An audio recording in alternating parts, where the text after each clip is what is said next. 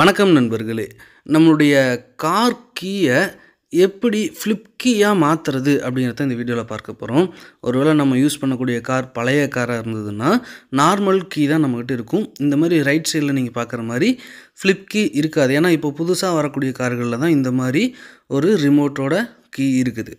அப்போது நம்மளுடைய கீ ஒரு வேளை பழைய மாடலாக இருந்தாலும் கூட இந்த மாதிரி ஃப்ளிப் கீயை நம்மளால் மாற்ற முடியும். அது நீங்கள் ஆன்லைனில் அமேசான் இந்த மாதிரி ஆன்லைன்லேயும் வாங்கிக்கலாம்.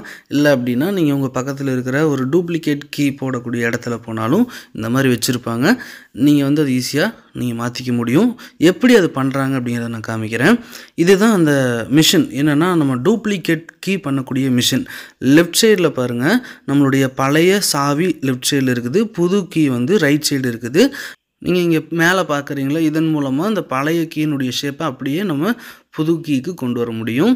இங்கே ரைட் சைடு பார்க்கக்கூடிய பார்ட்டை நம்ம ரொட்டேட் பண்ணும்போது அங்கே லெஃப்ட்டில் கீ இருக்கக்கூடிய part left and right move ஆகும்.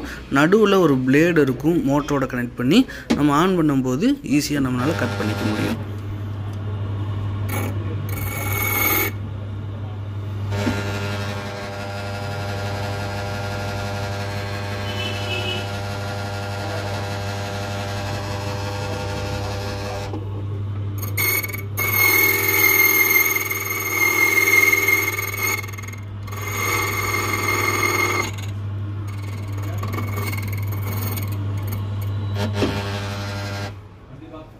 அவ்வளோதான் நண்பர்களே. இப்போ ஒரு சைடு கட் பண்ணிட்டாங்க. இப்போ இன்னொரு சைடு கட் பண்ண போகிறாங்க.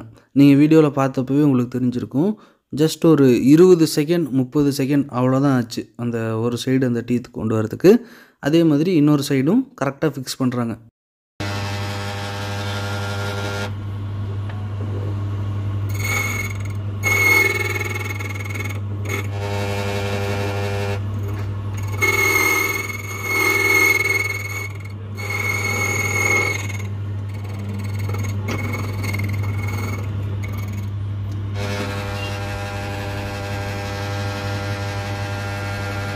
இப்போது அடுத்ததாக கீயை ஷேப் பண்ணுறதுக்காக ரைட் சைடு இந்த இடத்துல இந்த ரோலரில் வைக்கிறாங்க. அப்போது கரெக்டாக கீ ஷேப் ஆகிக்கும். அவ்வளோதான் நண்பர்களே. இப்படி தான் ஈஸியாக நம்மளால் ஃப்ளிப் கீ உருவாக்க முடியும். இதில் முக்கியமான இன்னொரு விஷயம் என்னென்னா, இதுக்குள்ளே இம்மொபைலைசர் இருக்குது. இந்த ரிமோட்டுக்குரிய அந்த சிப் எல்லாமே உள்ளே வச்சுருக்குது. இதெல்லாம் எப்படி வைக்கிறாங்க, உள்ளே என்னென்னலாம் இருக்கும், இம்மொபைலைசர்னால் என்ன, அதுக்கு என்ன யூஸு, அது எல்லாமே நான் இன்னொரு வீடியோவில் போட்டிருக்கிறேன். அந்த வீடியோனுடைய லிங்க் டிஸ்கிரிப்ஷனில் இருக்குது. இல்லைன்னா இந்த வீடியோனுடைய முடிவுலையும் வரும். அந்த வீடியோவை பாருங்கள். அப்போ இந்த கீயை நல்லா ஓப்பன் பண்ணி உள்ளே என்னென்னலாம் இருக்குது அப்படிங்கிறத காமிச்சிருப்பேன். நீங்கள் அதுவும் தெரிஞ்சுக்கும் போது தான் நமக்கு ரொம்ப யூஸ்ஃபுல்லாக இருக்கும். சரி நண்பர்களே, வீடியோ பார்த்ததுக்கு நன்றி. உங்களுக்கு வீடியோ பிடிச்சிருந்துச்சுன்னா லைக் பண்ணுங்கள். மேலும் இது போன்ற கார்கள் பற்றின வீடியோ பார்க்குறதுக்கு கார் ஜோன் சேனலை மறக்காமல் சப்ஸ்கிரைப் பண்ணிக்கோங்க. மற்றவங்களுக்கும் ஷேர் பண்ணுங்கள். நன்றி.